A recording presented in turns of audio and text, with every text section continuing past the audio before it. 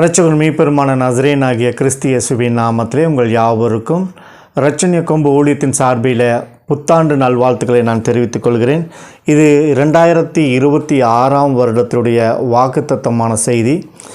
இந்த நாளில் கூட நம்முடைய கர்த்தர் நம்மோடு பேசுகிற வாக்குத்தத்தமான வார்த்தைகள் என்னவென்றால், எபிரேயருக்கு எழுதின நிருபம் 11வது அதிகாரம் 6வது வசனம், விசுவாசம் இல்லாமல் தேவனுக்கு பிரியமாயிருப்பது கூடாத காரியம். ஏனென்றால் தேவனிடத்தில் சேருகிறவன் அவர் உண்டென்றும் அவர் தம்மை தேடுகிறவர்களுக்கு பலன் அளிக்கிறார் என்றும் விசுவசிக்க வேண்டும். எனக்கு அன்பான சகோதரனே சகோதரியே, இந்த வருடத்தில் கர்த்தர் வித்தியாசமான ஒரு வாக்குத்தத்தத்தை கொடுத்திருக்கிறார். என்ன வாக்குத்தத்தம்? விசுவாசத்தை குறித்து. யார் மேலே இன்றைக்கி அநேகருடைய வாழ்க்கையில் அநேகருடைய வருஷமாய் அநேகருடைய வாழ்க்கையில் நடக்கக்கூடிய என்னென்னா, விசுவாசம் இல்லை. தேவன் நம்மிடத்தில் கேட்கக்கூடிய காரியம் என்ன? விசுவாசமாக இருங்கள், விசுவாசமாக இருங்கள். நம்ம விசுவாசமாகவே இருக்கிறதில்ல. அதனால தான் இந்த வருடத்தில் புதிதாய் இந்த கொரோனா பீரியட்லாம் முடிஞ்சு மறுபடியும் நிறையா வேதனைகள்லாம் தாண்டி நாம் இந்த இடத்துல வந்திருக்கிறோம். 2026 வருஷத்தில் நம் கர்த்தர் நம்மோடு பேசுகிற வார்த்தை என்னவென்று சொன்னால், விசுவாசமாக இருங்கள், விசுவாசமாக இருக்க வேண்டும் என்று சொல்லி கொண்டிருக்கிறார். இதில் ஒரு காரியம் என்னவென்று சொன்னால், எபிரேயர் எழுதின நிருபம் 12வது அதிகாரம் 15-16 வசனத்தை வாசிக்கும் பொழுது, ஆகையால் அவருடைய நாமத்தை துதிக்கும் உதடுகளின் கனியாகிய ஸ்தோத்திர பலி அவர் மூலமாக எப்பொழுதும் தேவனுக்கு செலுத்த கடவோம். அன்றியும் நன்மை செய்யவும் தான தர்மம் பண்ணவும் மறவாதிருங்கள். இப்படிப்பட்ட பலிகளின் மேல் தேவன் பிரியமாயிருக்கிறார். நாம் ஒரு காரியத்தை நாம் யோசித்து பார்க்க வேண்டும். ஒரு 3 வருடத்துக்கு முன்பாக பார்க்கும் பொழுது, ஒரு வேளை சாப்பாட்டுக்கு நாம் ரொம்ப அலைஞ்சு திரிஞ்சிருக்கிறோம். எப்படியாவது இது கிடைக்குமா, சாப்பாடு கிடைக்குமா, எங்கேயாவது போய் வாங்கலாம், எல்லா இடத்துலையும் அடைச்சி கிடந்தது. ஆனால் அந்த ஒரு சூழ்நிலையை நாம் நினைத்து பார்க்க வேண்டும் என்று சொல்லி கர்த்தர் விரும்புகிறார். காரணம் என்ன? இந்த நாளில் கூட கர்த்தர் நம்மோடு கூட பேசுகிற காரியம் என்ன? பரிசுத்தம் அவருடைய நாமத்தை துதிக்கும் உதடுகளின் கனியாகிய ஸ்தோத்திர பலியை அவர் மூலம் எப்பொழுதும் தேவனுக்கு செலுத்த கடவோம். பிதாவிடத்தில் நாம் எதிர்பார்க்கிற காரியம் என்ன? ஆசீர்வாதம். நாம் பரலோகம் போக வேணும். பரலோகம் போகிறதற்கு அவருடைய வார்த்தைகளை நாம் கீழ்ப்படிய வேண்டும். அவருடைய வார்த்தைகளை நாம் கீழ்ப்படியாத போது அவருக்கு நாம் விசுவாசம் உள்ள பிள்ளைகளாக இருக்க முடியாது. அப்படி என்று சொன்னால் அவர் என்ன விரும்புகிறார், அவர் நம்ம இடத்துல என்ன எதிர்பார்க்கிறார் என்று சொல்லி பார்க்கும் பொழுது வேதத்தில் தெளிவாய் சொல்லியிருக்குது, நன்மையை செய்யவும் தான தர்மம் பண்ணவும் மறவாதிருங்கள். தேவன் இந்த காரியத்திலே பிரியமாக இருக்கிறார். ஒரு மனுஷனை பார்க்கும்போது அவனுக்கு நல்லது செய்யறதுக்கு விரும்பாத நீங்கள் கடவுளை காணவே முடியாத அந்த கடவுளை எப்படி பார்த்து எப்படி நன்மை வாங்குவீர்கள்? நாம் இந்த நாளில் தெளிவாய் புரிந்து கொள்ள வேண்டும். நாம் கடவுளிடத்துலேருந்து ஒன்று வாங்கணும்னா நம்ம கொடுக்கணும். கடவுள் அதைத்தான் விரும்புகிறார். இப்படிப்பட்ட காரியத்தை தான் கடவுள் என்ன பண்ணுகிறார்? விரும்புகிறார், ஆசைப்படுகிறார். நம்ம செய்வோமா, இதை பண்ணுவோமா, இதில் நாம் உறுதியாக இருப்போமா என்று சொல்லி அவர் எப்படின்னவாக இருக்கிறார்? ஆசைப்படுகிறார். ஆனால் நம்மிடத்திலேயே இந்த ஒரு நன்மை இல்லை. அப்போது இதுவரைக்கும் நான் என்ன பண்ணினேன்? அவரை நான் தெளிவாய் நான் விசுவாசிக்கவில்லை. காரணம், என்னிடத்தில் விசுவாச குறைச்சல் இருப்பதினாலே நான் குறைகளோடு கூட இருக்கிறேன். இந்த குறைகளோடு கூட இருக்கிறதுனால தான் எனக்கு ஆசீர்வாதம் இல்லை. நான் எப்படியாக இருக்கிறேன்? பாவியாக இருக்கிறேன். இப்போ எனக்கு பரலோகம் போகிற நிச்சயம் உண்டானா? நிச்சயம் இல்லை. காரணம், என்னிடத்தில் விசுவாச குறைவு. இப்போ விசுவாசம் இல்லாமல் தேவனிடத்திலே ஒருவனும் தரிசிக்க முடியாது, அவரிடத்துல கிட்டி சேர முடியாது. அப்போ நம்மளுக்கு விசுவாசம் வேணும். அந்த விசுவாசம் எப்படி இருக்குது? நம் செயலில் காட்ட வேணும். நம் செயலில் காட்டினாதான் நம்மளுக்கு அந்த விசுவாசத்தினாலே ஆசீர்வாதம் வரும். அதற்காக இந்த வருஷத்தில் நாம் ஜாக்கிரதை உள்ளவர்களாக இருக்க வேண்டும். அடுத்ததாக பார்க்கும்போது யாக்கோபு நிருபம் 2ஆம் அதிகாரம் 8வது வசனம், உன்னிடத்தில் நீ அன்பு கூறுகிறது போல பிறரிடத்திலும் அன்பு கூறுவாயாக என்று வேத வாக்கியம் சொல்லுகிறது. ராஜரீக பிரமாணத்தில் நீங்கள் நிறைவேற்றினால் நன்மை செய்வீர்கள். என்ன சொல்லுகிறாரு? முதலாவது ஒரு காரியம், அவர் 10 கட்டளையில் 2வது கட்டளை சொல்ல, நீ ஒருவரை ஒருவர் அன்பு செய்யுங்கள். கடவுளுக்கு முக்கியமான காரியம் என்னென்னா, ஒரு மனுஷனை நீங்கள் அன்பு செய்யலைனா, அவன் மேல் பற்றுதலாக இல்லைனா, அவனுக்கு ஆறுதலாக இல்லைனா, நீங்கள் தேவனுக்கு பிரியமாக இருக்கவே முடியாது. ஏன்னா கட்டளைகளை மீறுகிறது பாவம். எனக்கு தெரிஞ்சே நான் கட்டளையை மீறினா அது பாவம். அப்போது நான் பாவத்துக்கு உட்படாதபடிக்கு ஜாக்கிரதையாக இருந்து நான் வாழ்க்கையில் நடந்து கொண்டால் கடவுள் நம்மை பார்த்து என்ன சொல்லுகிறார்? ஆசீர்வதிக்கிறார். இப்போ நம்மளுக்கு ஒரு மனுஷன் சர்டிஃபிகேட் கொடுக்க வேண்டிய அவசியம் இல்லை. ஒரு மனுஷன் நம்மளை உயர்த்தி பேசணும்னு அவசியம் இல்லை. கடவுள் நம்மை பார்த்து ஆசீர்வதிக்கணும். கடவுள் நம்மை உயர்த்தி வைக்கணும். நம்முடைய வாழ்க்கை தரத்தை உயர்த்துகிறதுனா நாம் முதலாவது என்ன பண்ண வேண்டும் சொன்னால், நம்முடைய வாழ்க்கை தெளிவாக இருக்க வேண்டும். நம் வாழ்க்கை தெளிவாக இருந்தால்தான் நம் என்ன காரியத்தை கடவுள்கிட்ட கேட்குறோமோ அதை கடவுள் நம்மளுக்கு தருவார். அந்த கர்த்தருடைய அன்பு நம்மிடத்தில் இருக்கும். அடுத்ததாக பாருங்கள், சகரியாவின் புத்தகம் 8வது அதிகாரம் 17வது வசனம், ஒருவனும் பிறனுக்கு விரோதமாய் தன் இருதயத்திலே தீங்கு நினையாமலும் பொய் ஆணையின் மேல் பிரியப்படாமலும் இருங்கள். இவைகள் எல்லாம் நான் வெறுக்கிற காரியம் என்று கர்த்தர் சொல்கிறார். எதெல்லாம் வெறுக்கிறாரு? முதலாவது காரியம் பாருங்க, அவர் என்ன வெறுக்கிறாரு? இருதயத்திலே தீங்கு நினையாமல் இருக்க வேண்டுமாமா. இந்த இருதயம் என்று சொன்னால் மூளையில் ஒரு பகுதி தான், அந்த பார்ட்டு தான் இருதயமாமா. அதில் தான் எல்லாம் போய் டெபாசிட் ஆகும். அந்த இடத்துல நம் நினைவு கூறுகிற காரியம், நம் செயல்படுகிற காரியம், எண்ணுகிற காரியம், நாம் ஒருவரை பற்றி அறிந்து வைக்கிற அறகுறையாய் அறிந்து வைக்கிற காரியம், இதெல்லாம் அந்த இருதயத்தில் இருக்கும். அப்போது அந்த இடத்துலேருந்து நான் புறப்படுகிற செயல், அந்த இடத்துலேருந்து புறப்படுகிற காரியம் நம்ம எப்படியா இருக்க? தீங்கு நினைக்கக்கூடாதாமா. யாருக்கு விரோதமாய்? உன் கண்ணுக்கு முன்னாடி இருக்கிற அந்த மனுஷனுக்கு தீங்கு நினைக்கக்கூடாதாமா. அப்படி தீங்கு நினைச்சோம்னா நான் பரலோகம் போக முடியாது. அப்போ நான் பரலோகம் போக வேணும்னா இந்த தீங்கு செய்யக்கூடாது. 2வது என்ன காரியம்? பொய் ஆணையின் மேல் பிரியம் வைக்கக்கூடாது. பொய் ஆணையிடக்கூடாது. பொய் ஆணை என்று சொன்னால், அவன் தப்பே பண்ணலினாலும் அவன் தப்பு தான் பண்ணிக்கிறான்னு சொல்லி உறுதியாய் அடுத்தவரிடத்திலே நாம் அறிக்கை செய்யக்கூடாது. அது பாவம். எதுங்க? அடுத்தவரிடத்திலே நாம் அறிக்கை செய்கிறது பாவம். பொய்யான தப்பே செய்யாத போது அவன் மேல் தப்பை திணித்தால் அது பாவம். அப்போ நம்மளுக்கு பரலோகம் இல்லை. அப்போ இந்த வருடத்தில் நம்முடைய ஆசீர்வாதம் கிடைக்கவே கிடைக்காது. உங்கள் வாய் திறந்து என்ன வாய் சொல்லக்கூடாது? கோபப்படாது இருங்க. உங்கள் கோபம் உங்களை என்ன பண்ணுக்கும்? அழித்து விடும். அதனால தான் சொல்லுகிறாங்க, எப்பொழுதும் கோபம் வந்தாலும் பாவம் செய்யாதிருங்கள் என்று சொல்லி கர்த்தருடைய வார்த்தை சொல்லப்படுகிறது. பாருங்கள், மத்தேயு எழுதின சுவிசேஷம் 18வது அதிகாரம் 3வது வசனத்தில், நீங்கள் மனந்திரும்பி பிள்ளைகளைப் போல் ஆகாவிட்டால் பரலோக ராஜ்யத்திலே பிரவேசிக்க மாட்டீர்கள் என்று மெய்யாகவே உங்களுக்கு சொல்லுகிறேன். கடவுள் பாருங்கள், தெளிவாய் அறிந்திருக்கிறார். யார்? ஒரு மனுஷனோ ஒரு மனுஷியோ அவளுடைய இருதயம் இருந்து புறப்படுகிற காரியம் பாவத்தை பிறப்பிக்கும். அப்போது ஆனால் இந்த குழந்தைகளிடத்தில் என்ன இல்லை? இருதயத்தில் பாவம் இல்லை. கோபப்படுங்க, சண்டை போடுங்க, தடிச்சுக்குங்க, விட்டுங்க. ஆனாலும் அது கொஞ்ச நாள் இருக்கும். பின்பாக போய் பார்த்திங்கன்னா அது ரெண்டு சேர்ந்து விளையாட ஆரம்பிக்கும். அது மறந்துடும். எனக்கு அந்த மாதிரி பண்ணினாங்களேன்னு குழந்தைகளுக்கு தெரியவே தெரியாது. ஒரு 3 வயசு வரைக்கும் பார்த்திங்கன்னா அந்த குழந்தைகளுக்கு அப்படிப்பட்ட சுபாவம் தான் இருக்குது. இந்த சுபாவம் தான் நம்மளிடத்தில் எதிர்பார்க்கிறார். எதை பற்றி மறந்துடணும். எந்த ஒரு தவறான காரியம் இருந்தாலும் அதை மறந்துட்டு நாம் இயல்பாய் அவரிடத்தை திரும்ப போய் பேசும் பொழுது தான் கடவுள் நம்மை ஆசீர்வதிப்பார். அப்போது நம்ம இருதயத்தில் ஒரு காரியத்தை வச்சுட்டு அவங்க அப்படி பேசுனாங்களே, என்னை அவங்க இப்படி திட்டாங்களே, என்னை இப்படி அடிச்சிட்டாங்களே, என்னை அவமானப்படுத்திட்டாங்களே, என்னை குற்றப்படுத்திட்டாங்களே, எனக்கு இல்லாத போலாது சொல்லிட்டாங்களே அப்படின்னு உங்கள் இருதயத்தில் வச்சுட்டே இருந்தீங்கன்னா உங்களை கடவுள் மன்னிக்கவே மாட்டார். உங்களுக்கு பரலோகம் கிடைக்காது, நரகம் நிச்சயம். பிசாசோடு கூட தான் போய் வாழ முடியும்.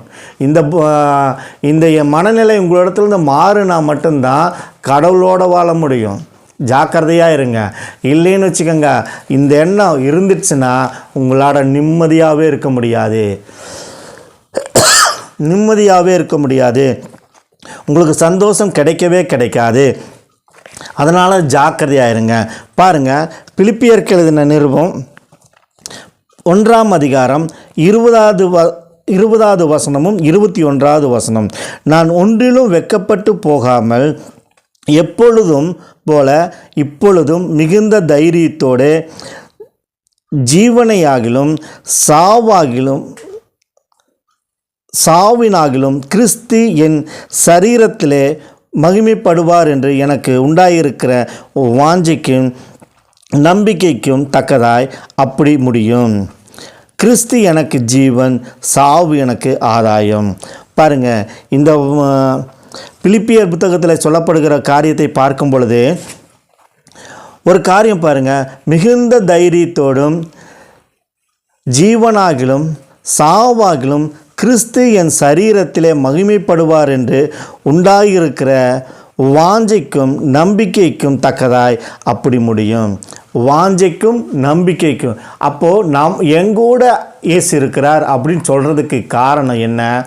என்னோடய வாழ்க்கையில் நான் தெளிவாக இருக்கிறேன், என்னோடய வாழ்க்கையில் என்னோடய வாழ்க்கையில் நான் சரியாக இருக்கிறேன், நான் கடவுளுடைய சட்டதிட்டங்களுக்கு உட்பட்டு சட்டதிட்டத்தை நான் நிறைவேற்றுகிறவனாக இருக்கிறேன் அப்படின்னு சொல்லணும். அப்படிப்பட்ட வாழ்க்கை தான் நம்மளுக்கு தேவை. அப்போ பாருங்கள், கிறிஸ்து எனக்கு ஜீவன், சாவு எனக்கு ஆதாயம். அப்போது எனக்கு தெரிஞ்ச நிறைய முதிர் வயதானவங்களாம் சொல்லுவாங்க, நான் வாடுறது காட்டிலும் சாகிறது நலம், நான் கடவுளோடு கூட இருக்கிறது நலம், இங்கிருந்துட்டு போராடுறது காட்டிலும் நான் அவரோட போயிட்டா நல்லா இருக்கு அப்படின்னு. ஆனால் அவரோட போகிறது நல்லது தான். ஆனால் இந்த பூமியில் நீங்கள் தெளிவாய் வாழ்ந்திருக்க வேணும். அப்போ தான் பரலோகத்தில் நீங்கள் அவரோடு வாழ முடியும். இல்லைன்னா வாழவே முடியாது. நாம் என்ன பண்ணினாலும் நமக்கு அனுமதி கிடைக்காது. அப்போ எனக்கு அனுமதி கிடைக்கணும்னா நான் என்ன பண்ணணும்? முதலாவது என்னுடைய வாழ்க்கையை சரிப்படுத்த வேண்டும். என் வாழ்க்கையில் நான் தெளிவாக இருக்க வேண்டும். என் வாழ்க்கையில் நான் கடவுளுக்கு முதலிடம் கொடுக்கணும், அவருடைய வார்த்தைக்கு முதலிடம் கொடுக்கணும், அவருடைய வார்த்தையை நான் கீழ்ப்பட்டு நடக்கணும். அவர் சொல்லுகிறார், உன்னிடத்தில் இருக்கிறதை அடுத்தவங்களுக்கு கொடு, உன்னிடத்தில் இருக்கிற நன்மையை அவரிடத்தில் கொடு, மனதார பேசு, சுத்தமான வார்த்தையில் பேசு, மனசில் தவறான எண்ணங்கள் இல்லாதபடிக்கு பேசுன்னு சொல்லி கடவுள் சொல்கிறார். அப்போது இந்த வருடத்தில் நாம் ஜாக்கிரதை உள்ளவளாக இருக்க வேண்டும். எனக்கு மரணமே நேரிட்டாலும் நான் இயேசுவோடு கூட இருக்கிறேன், இந்த நம்பிக்கை வேணும். நம்பிக்கை இல்லாத வாழ்க்கை நம்மளுக்கு என்ன பண்ண முடியாது? ஒன்றுமே பண்ண முடியாது.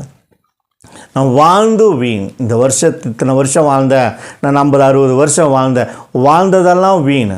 ஆனால் எனக்குள்ள ஒரு மாற்றம் என்னென்னா, நான் கடவுளுடைய ஏற்ற பிரகாரம் நான் வாழ்ந்திருக்கிறேன். நம்பிக்கை இருக்கும்போது தான் நாம் கடவுளுடைய பிள்ளைகளாக இருக்க முடியும். அப்போ எனக்கு சாவு ஆதாயம். பாருங்கள், ஏசாயா தீர்க்கதரிசன புத்தகம் 54வது அதிகாரம் 7வது வசனம். இமைப்பொழுது உன்னை கைவிட்டேன், ஆனாலும் உருக்கமான இரக்கங்களினால் உன்னை சேர்த்துக்கொள்வேன் என்று சொல்லி கர்த்தருடைய வார்த்தை சொல்லப்படுகிறது. உருக்கமான என்னது சொல்கிறாங்க? உருக்கமான இரக்கங்களினால் உன்னை சேர்த்து கொண்டேன். அவர் இத்தனை வருஷம் நம்மளை விட்டு வச்சது காரணம் என்ன? இத்தனை வருஷம் வேதனை கொடுத்தார், இத்தனை வருஷம் போராட்டம் கொடுத்தார். ஆனால் இந்த வருஷம் அவர் சொல்லுகிற காரியம் என்ன? நான் உன்னை சேர்த்து கொண்டேன். நீ என் இடத்துல விசுவாசமாயிரு, வேறு எந்த காரியமும் இல்லை. விசுவாசமாக இருப்பது தான் தேவனுக்கு பிரியமான காரியம்.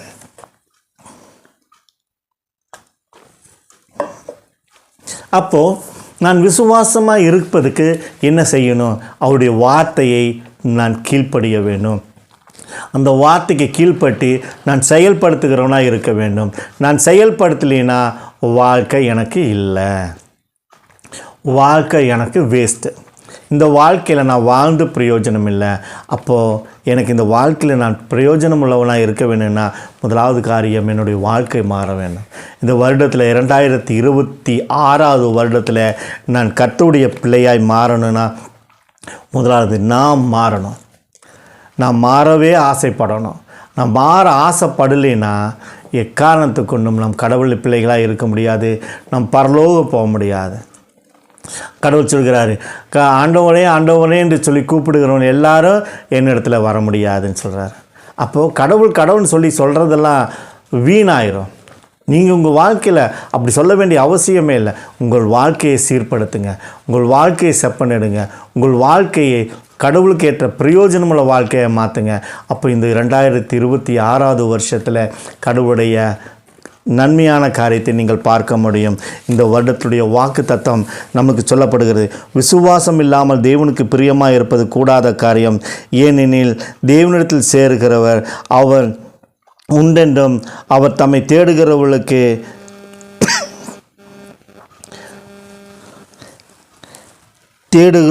பலன் அளிக்கிறவர் என்றும் விசுவசிக்க வேண்டும்.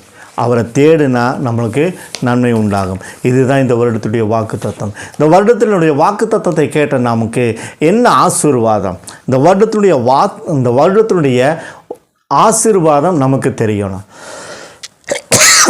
எப்படி இருக்க போகிறோம்? இந்த வருடத்தில் என்ன நடக்க போகிறது? நான் மாறினா எனக்கு என்ன கிடைக்கும்? நான் மாறினா என்னவா இருக்க முடியும்? முதலாவது காரியம் பாருங்கள், இந்த வருடத்தினுடைய ஆசீர்வாதமான வார்த்தைகள். இந்த வருடம் நம் இந்தியாவில் பழைய முறையின்படி விவசாயம் செய்து அதிக மகசூல் எடுப்பார்கள். இதை தடுக்கும்படி வருகிற சர்வதிகாரம் சதி செய்கிறவர்கள் எல்லாம் ஒழிக்கப்படும். அவர்களை சேதம் அடைவார்கள். இந்த நாளில் வருஷத்தில் புதிதாக முதலாவது ஒரு வாக்குத்தத்தம் கொடுக்குறாரு.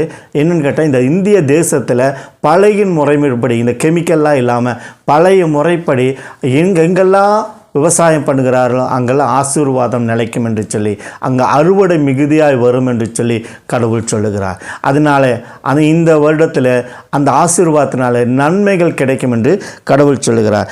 இரண்டாவது ஆசீர்வாதம், தொழில் செய்து கடன் தொல்லையில் அவதிப்பட்டு என்ன செய்வோம் என்று ஏங்கி நிற்பவர்கள் இயேசுவை நோக்கி வேண்டிக் கொண்டு அவர் மேல் விசுவாசம் உள்ளவர்களாகிய வாழ்க்கை நடத்தினால் அவருடைய கடல்கள் நீங்கி அவர்கள் சந்தோஷம் அடைவார்கள். இந்த வருஷத்தில் இரண்டாவது ஆசீர்வாதம் என்ன சொல்லி கேட்டிங்கன்னா, கடனில் அவஸ்தைப்படுகிறவர்கள் இயேசு கிறிஸ்து மேல் விசுவாசம் உள்ளவர்களாகி அவர் மேல் நம்பிக்கை உள்ளவர்களாகி அவர் மேல் உறுதியுள்ளவர்களாக இருந்தால், அவர் சொன்ன காரியத்தை செய்தால் அவருடைய கடன்களெல்லாம் மாற்றி கடனிலே இல்லாத ஒரு வாழ்க்கையை, அந்த கடனை அடைத்து சந்தோஷமாக இருக்க வைப்பார் என்று சொல்லுகிறார். மூன்றாவது காரியம் பார்த்திங்கன்னா, குடும்பத்தில் ஒற்றுமை நீங்கி சமாதானம் இல்லாமல் வாழும் குடும்பங்கள் இயேசுவின் மேல் விசுவாசமாய் வாழ்ந்தால் அவர்கள் ஒற்றுமையாய் சேர்ந்து வாழும்படியாக செய்வார்.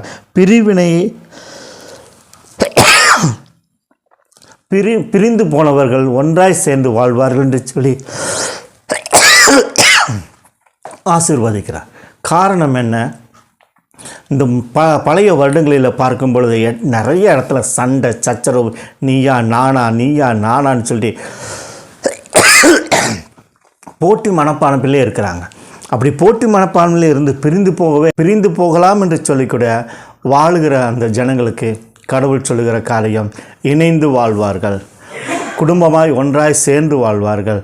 அது என்னத்தினாலனா விசுவாசம் உள்ளவர்களாக இருந்தால் அப்படி நடக்கும் என்று சொல்லுகிறார்.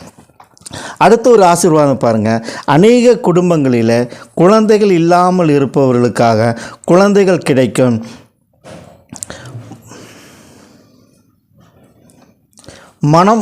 திருமணம் ஆகாதவர்களுக்கு இந்த வருடம் திருமணம் நடக்கும்.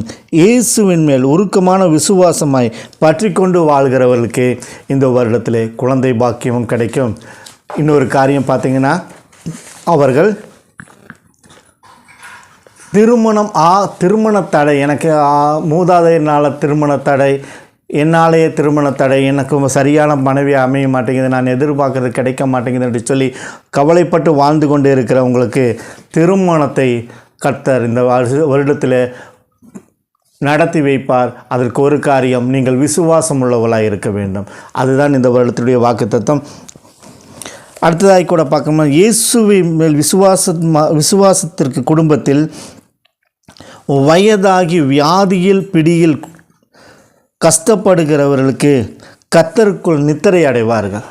இந்த ஒரு ஆசீர்வாதம் பார்த்திங்கன்னா பயங்கர வேதனை. அவர் குடும்பத்தில் பார்த்திங்கன்னா ஒரு மூதாதையர்கள் இருப்பாங்க, அவங்க மகா வேதனையில் வியாதியில் வருத்தப்படுவாங்க. ஆனால் அதை சரி பண்ணவும் முடியாது. வேதனை நீங்கி அவங்க மரணத்துக்குள்ளே போகவும் முடியாது. இழுத்துக்கிட்டு இருக்கிறாங்கன்னு சொல்லிட்டு மிகுந்த வேதனையோடு கொடுப்பாங்க.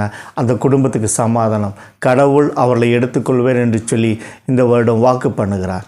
அவர் மேல் விசுவாசம் உள்ளவளாக இருங்க, அவங்களுக்கு நல்ல இளைப்பாறுதலை கடவுள் தருவார் என்று சொல்லி இந்த வருடத்தில் நம்புங்கள்.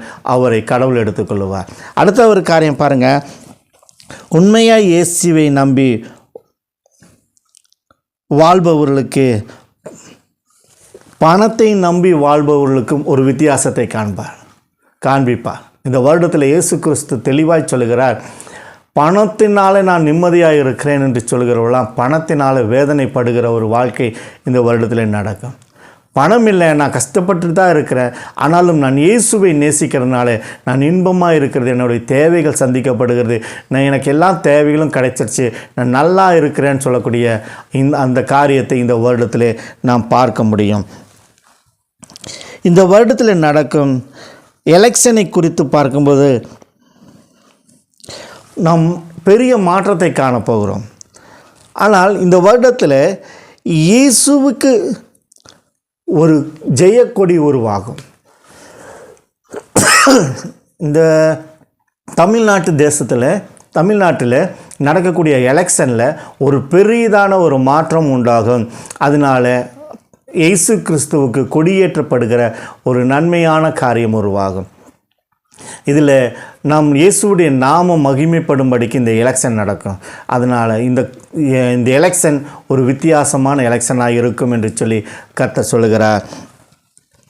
அடுத்ததாக கூட பார்க்கும்போது மகாராஷ்டிராவில் அடிமைத்தனத்திலையும் ஒடுக்குதலையும் மக்களை போட்டு சித்திரவதைப்படுத்திட்டு இருக்கிற அந்த ஜனங்களை மீட்பேன் என்று சொல்லி அந்த நாட்டில் ஒரு மாற்றத்தை கொண்டு வருவேன் என்று சொல்லி கடவுள் சொல்லுகிறார். அங்கே ஆசீர்வாதம் நிலைக்கும். அங்கே இருக்கிற ஜனங்களுக்குள் குழப்பத்தின் ஆவியை அவர் கட்டி போடுகிறேன் என்று சொல்லுகிறார். இந்த வருடத்தில் ஒரு பெரிய மாற்றம் மகாராஷ்டிரா மாவட்டத்தில் நடக்கும் என்று சொல்லுகிறார். 9வது காரியம் பாருங்கள், அநேக இடங்களில் மூடப்பட்டு இருக்கும் தேவாலயம் திறக்கப்படும், விடுதலையுடன் ஆராதனை நடத்துவார்கள். அந்த இடத்துல புதிதாய் கூட அநேக இடங்களில் தேவாலயம் கட்டப்படும் என்று சொல்லி ஆசீர்வாதமான காரியத்தை கடவுள் சொல்லுகிறார். காரணம் என்ன? மிகுந்த வேதனை. போன வருடங்களெல்லாம் பார்க்கும் பொழுது மிகுந்த வேதனை. தேவாலயத்தை அவங்க வலுக்கட்டாயமாய் மூடும்படிக்கு பண்ணிட்டாங்க. தேவாலயத்தில் ஆராதனை செய்ய முடியாதபடிக்கு பண்ணிட்டாங்க. ஆனாலும் விசுவாசத்தோடு வைராக்கியத்தோடு வாழ்ந்து கொண்டு இருக்கிற நமக்கு இன்னும் ஒரு காரியம், இந்த வருடத்தில் மூடப்பட்ட எல்லா ஆலயங்களும் திறக்கப்படும். மூடப்பட்ட ஆலயத்தை திறந்து அங்கே ஆராதனை செய்யும்படிக்கு அனுமதிப்பார்கள். புதிதாய் ஆலயம் கட்ட கடவுள் இந்த இடத்துல இந்த வருஷத்தில் நம்மளுக்கு அனுக்கிரகம் பண்ணுவார். அடுத்த காரணம் பார்க்கும்போது இந்த வருடத்தில் அநேகருடைய கடன் பாரங்கள் குறையும். இயேசுவை விசுவாசத்தோடு நம்பிக்கொண்டிருந்தால் கடவுள் சொல்லுகிற ஒரு காரியம், கடன் பாரம் குறையும். இன்றைக்கி இந்த தேசத்தில் பார்த்திங்கன்னா அநேகர் இடத்துல கடன் பட்டு வேதனைப்பட்டு நிந்தனையில் அவமானத்தில் நடந்து கொண்டு இருக்கிறவர்களை கடன் பிரச்சனையிலேருந்து கடவுள் விடுவிப்பார் என்று சொன்னார். இந்த கடன் பிரச்சனையிலேருந்து விடுவிக்கும் பொழுது அவர் என்ன சொல்லுகிறாரு? என் மேல் விசுவாசமாக இருக்க வேணும். யார் மேல் விசுவாசமாக இருக்க வேண்டும்?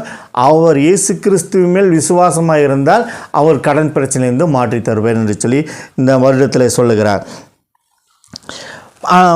அடுத்த காரியம், இயேசுவை நம்பி வாழும் குடும்பத்தில் உள்ள முரட்டுத்தனமான பிள்ளைகள், பொறுப்பில்லாமல் பிள்ளைகள், அடிதடி சண்டையில் தன்னுடைய வாழ்க்கையை இழந்து கொண்டு இருக்கிற அந்த பிள்ளைகளை இயேசு தொடுவேன் என்று சொல்லுகிறார். அவர்கள் மனம் மாறுவார்கள். இந்த வருடத்தில் அநேக இடங்களில் நாம் கேள்விப்படலாம், பெரிய ரவுடிமார் இருந்தான், பெரிய ஆக்ரோஷம் பிடிச்சவனாக இருந்தான், ஒன்றுக்கு உருப்படி இல்லாதவனாக இருந்தான், ஆனால் நல்லா இருக்கிறான், இவன் எங்களுக்கு வீட்டுக்கு பிரயோஜனம் உள்ளவனாக இருக்கிறான் என்று சொல்லி சொல்லப்படுகிற இந்த ஆசீர்வாதமான வாழ்க்கை இந்த வருடத்தில் 2026 வருடத்தில் நடக்கும் என்று சொல்லி கடவுள் பேசுகிறார். கடவுளுக்கு ஏற்ற காரியத்தை செய்யும் பொழுது அவர் மேல் விசுவாசமுள்ளவராக இருக்கிற குடும்பத்தில் இருக்கிற அந்த பிள்ளைகள் மாறி அவளுக்கு சாட்சியாக இருப்பார்கள். இயேசுவை நம்பி வாழும் பிள்ளைகளுடைய நிலங்கள், வீடுகள், அவருடைய சொத்துக்களை இந்த வருடத்தில் திரும்ப பெற்றுக்கொள்ளக்கூடிய வருடமாக இருக்கிறது.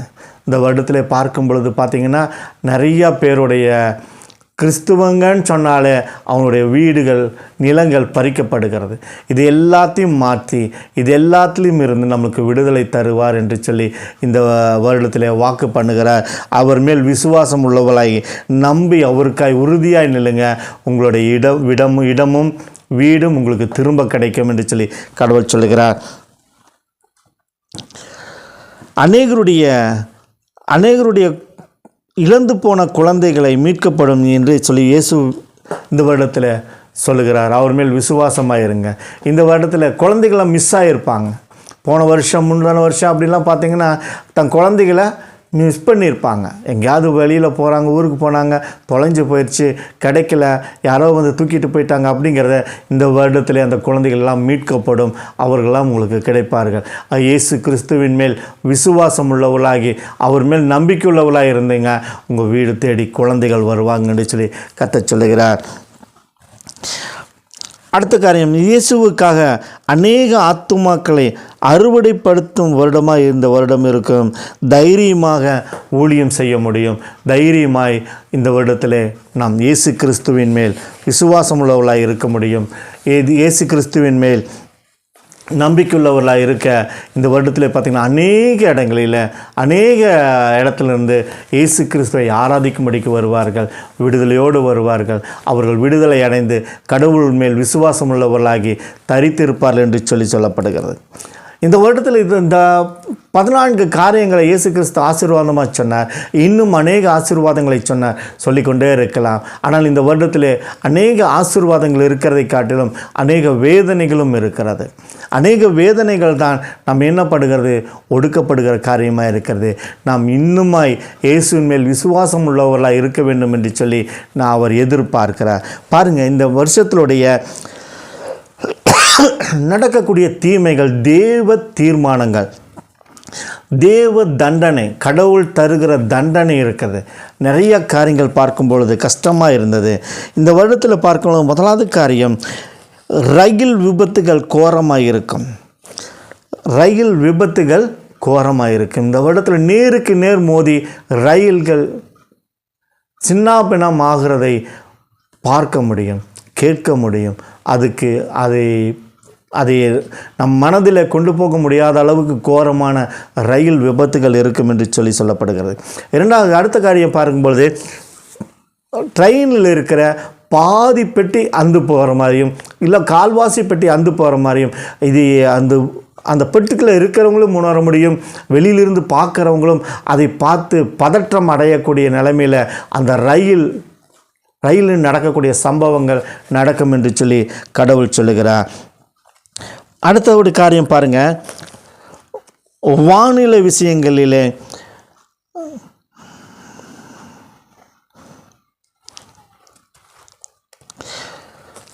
வானிலையில் பார்க்கும் பொழுது விமானங்கள் இன்ஜின் கோளாறாகி நெருப்பு பிடிஞ்சு எறிகிறது, அது நேராக கீழே விழுகிறது.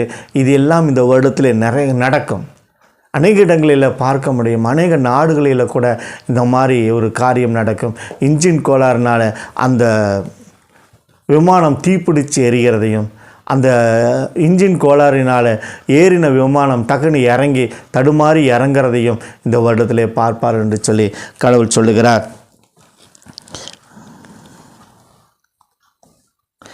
அடுத்த ஒரு காரியம் பாருங்கள், வானிலிருந்து வரக்கூடிய ஒரு காரியம். இந்த வருடத்தில் ஆசீர்வாதம் சொல்லப்பட்டுகிற இந்த வருடத்தில் இடி மின்னலினாலே அநேக இடங்களில் பாதிப்பு ஏற்படும். இடி மின்னலினாலே அநேக இடங்களில் பாதிப்பு உண்டாகும். அந்த அநேக இடங்களில் இடி மின்னலினாலே தாக்கி அவர்கள் நிலை குலைந்து போகிறதை இந்த வருடத்தில் பார்க்க முடியும். அரேபியா கண்டத்தில் அருகில்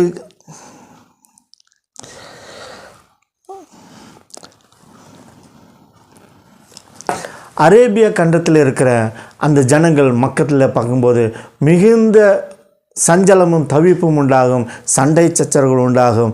அந்த தேசமே குழப்பத்தில் வருகிற வருஷமாக இருக்கும். அரேபிய தேசம் முழுவதும் பார்க்கும் பொழுது மிகுந்த குழப்பத்தில் இருக்கும். அங்கே இருக்கக்கூடிய ஜனங்கள் மத்தியில் மிகுந்த குழப்பம் உண்டாகி அவர்கள் சண்டை பிளவு ஏற்படுகிற வருஷமாய் இந்த வருடம் இருக்கும்.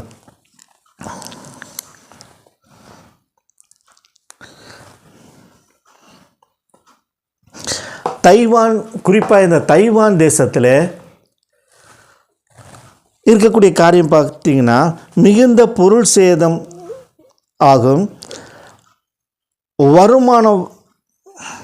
வருமானம் குறையும், ரொம்ப கஷ்டத்தில் இந்த வருடத்தில் அவங்க வாழ்வார்கள் என்று சொல்லி தைவான் மக்களை பார்த்து சொல்லுகிறார். எதற்காக தைவானை பார்த்து சொல்கிறார் என்று தெரியாது. ஆனால் இந்த வருடத்தில் அந்த தேசம் மிகுந்த வருத்தத்தை காணும் என்று சொல்லி கர்த்தர் பேசுகிறார். அமெரிக்காவை ஆட்சி செய்கிறவர்களுடைய காரியத்தை பார்க்கும் பொழுது அவர் குடும்பத்துக்குள்ளார மிகுந்த பிளவு உண்டாகும். குடும்பத்துக்குள்ளே பிளவு உண்டாகி அந்த தேசத்தில் மிகுந்த குழப்பம் உண்டாகும். அவர்களால் அந்த தேசம் முழுவதுமே அது அசிங்கமாய் பேசப்படுகிற ஒரு காரியமாய் மாறிப்போகும் என்று சொல்லி கர்த்தர் பேசுகிறார்.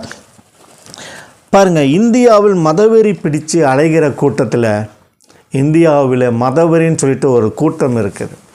அவங்க என்ன பண்ணுகிறாங்க, அடுத்தவர்களை கொலை செய்து போடுகிற அளவுக்கு வெறி பிடிச்சி இருக்கிறாங்க. இந்த வருடத்தில் 1,00,000 பேருக்கு மேலாக இறந்து போவார்கள் என்று சொல்லி கர்த்தர் சொல்லுகிறார். இந்த வெறி பிடிச்சி, மத வெறி பிடிச்சி ஒரு மனுஷனை மதிக்க தெரியாத அளவுக்கு மிதமிஞ்சி போகிற இந்த கொடூரத்தை கர்த்தர் தண்டனையாய் கொண்டு வருகிறார். 2-3 வருடமாய் சொல்லிக்கொண்டே இருக்கிறார். தீவிரவாத தன்மையை, மதவெறி பிடித்தவர்களை எதிர்த்து கொண்டே இருக்கிறார். ஆனால் இந்த வருடத்தில் தண்டனை உண்டாயிருக்கிறது. அவர்கள் 1,00,000 பேருக்கு மேலாக அவர்கள் இறந்து போவார்கள் என்று சொல்லி கர்த்தர் சொல்லுகிறார். சில இடங்களில்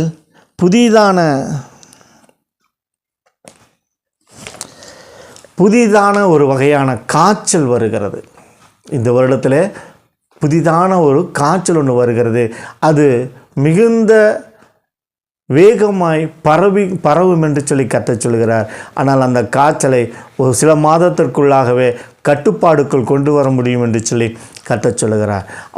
வேகமாய் பரவும், கட்டுப்பாடுக்களை கொண்டு வருவேன் என்று சொல்லி கர்த்தர் சொல்லுகிறார்.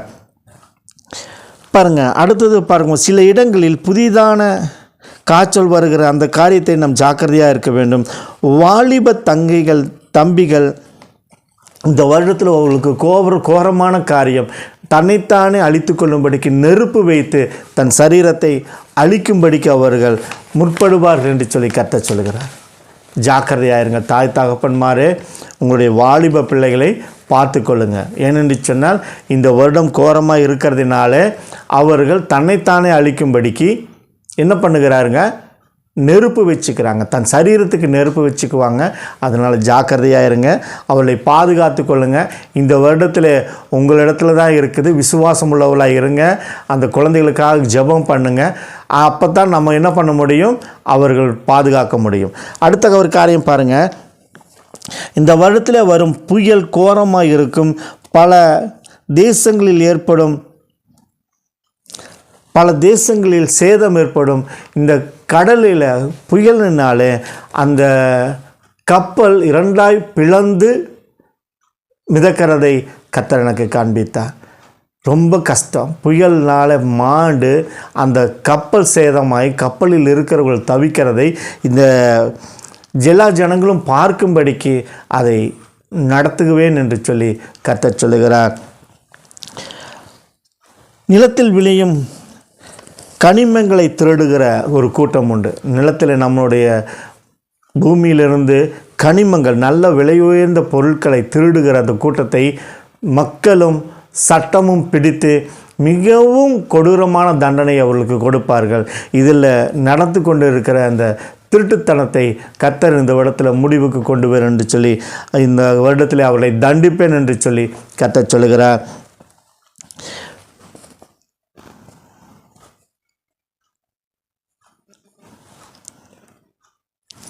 அடுத்து ஒரு காரியம், இந்த பார்த்திங்கன்னா இது கனிமங்கள், ஆனால் மக்களிடத்தில் ஏமாற்றி மக்களுடைய பொருட்களை அபகரித்து மக்களிடத்திலிருந்து எல்லாத்தையும் திருடுகிற கூட்டத்தை கர்த்தர் சொல்கிறார், நான் தண்டிப்பேன்.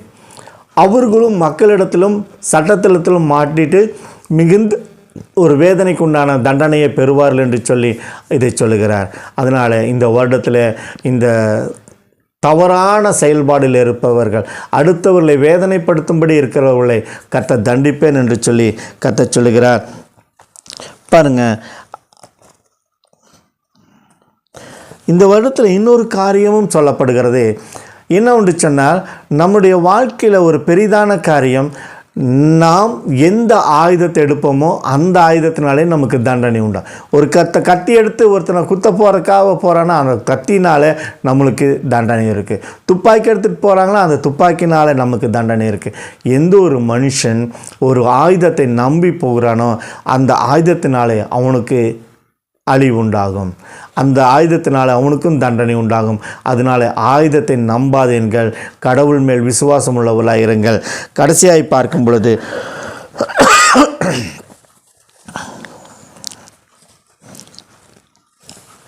மகாராஷ்டிராவில் நடந்து கொண்டு இருக்கிறதான காரியம் கொடுமையாய் வன்மையாய் அந்த இடத்துல ஒரு பெரிய ஒரு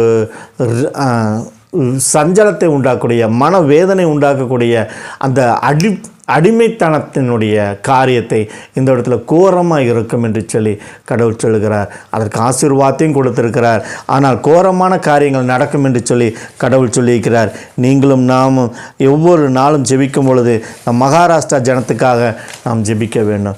அது பாதுகாக்கப்படும்படிக்காக நாம் ஜெபிக்க வேண்டும். அப்போது இந்த நாளில் கூட கடவுள் கொடுத்த வாக்குத்தத்தம் 2026 வருடத்தில் நடக்கக்கூடிய வாக்குத்தத்தத்தை நாம் தெளிவாய் புரிந்து கொள்வோம். எபிரேயருக்கு எழுதின நிருபம் 11வது அதிகாரம் 6வது வசனம், விசுவாசம் இல்லாமல் தேவனுக்கு பிரியமாய் இருப்பது கூடாத காரியம். ஏனென்றால் தேவனிடத்தில் சேர்கிறவன்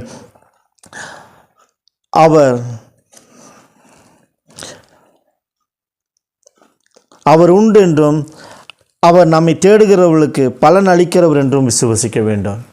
அவர் உண்டு என்றும் நம்மோடு கூட இருக்கிறார் என்றும் அவர் மேல் விசுவாசம் உள்ளவர்களாய் நம்ம இருக்கும்போது நாம் ஆசீர்வாதத்தை பெறுவோம். ஒவ்வொரு நாளும் இந்த வாக்குத்தத்தத்தை சொல்லி சொல்லி நான் விசுவாசமாக இருக்க வேண்டும் இயேசுவே, நான் விசுவாசத்தோடு இருக்க வேண்டும் இயேசுவே, நம்பிக்கையோடு இருக்க வேண்டும் இயேசுவே, நீங்கள் எங்கள் கூட இருக்கிறத நான் நம்புகிறேன் என்று சொல்லி நாம் வேண்டிக் கொள்ளும் பொழுது கடவுள் சொல்லுகிறார், கடவுள் நான் விசுவாசம் உள்ளவர்களுக்கு நன்மை செய்வேன் என்று சொல்லுகிறார். நன்மை செய்வேன் என்று சொல்லி அவரை விசுவசிக்காமல் வாழுகிறவர்களுக்கு கடவுள் வெறுப்பை கொடுக்கிறார். ஜாக்கிரதையாக இருங்கள். எனக்கு அன்பான சகோதரியே, 2026 வருடம் ஒரு மாற்றத்தின் வருடமாக இருக்கிறது. அதனால் கடவுளிடத்தில் விசுவாசமாக இருங்கள். அவரை நம்புகிற யாவருக்கும் நன்மையே நடக்கும் என்று சொல்லி கடவுள் இந்த வருடத்தில் சொல்லுகிறார். இரட்சக மீட்பெருமான நசரேயனாகிய கிறிஸ்து இயேசுவின் நாமத்திலே உங்கள் யாவருக்கும் மீண்டும் 2026 வருடத்துடைய புத்தாண்டு நல்வாழ்த்துக்களை சொல்லி கர்த்தருடைய நாமத்தினாலே ஆசீர்வதித்து வாழ்த்துக்களை சொல்லுகிறேன். மீண்டும் நம்ம ஒவ்வொருவரும் அன்பினாலே ஒவ்வொருவரையும் சந்தித்து ஆறுதல் படுத்துவோம். கடவுள் தாமே உங்களை ஆசீர்வதிப்பாராக. ஆமென்.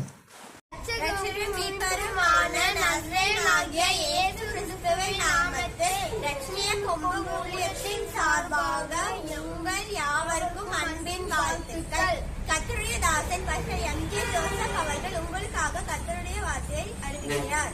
இந்த வார்த்தை உங்களுக்கு பிரயோஜனமாக இருக்கும் என்று நாங்கள் முழு நிச்சயமாக விசுவாசிக்கிறோம். கர்த்தர் தாமே உங்களை ஆசீர்வதிப்பார். எங்கள் வீடியோவை முதல் தடவை பார்க்கிறீர்கள் என்றால் சப்ஸ்கிரைப் பண்ணி பெல் பட்டனை அழுத்தி விடவும். இந்த வீடியோவை லைக் பண்ணவும் மற்றவர்களுக்கும் அனுப்பிவிடவும். தொடர்ந்து எங்கள் வீடியோவை பாருங்கள். லைக் பட்டனை அழுத்தி விட்டு எங்கள் ஊழியத்திற்கு சப்போர்ட் பண்ணவும். எங்கள் ஊழியத்திற்காக ஜெபித்துக் கொள்ளுங்கள். கர்த்தர் தாமே உங்களை ஆசீர்வதிப்பாராக. God bless you.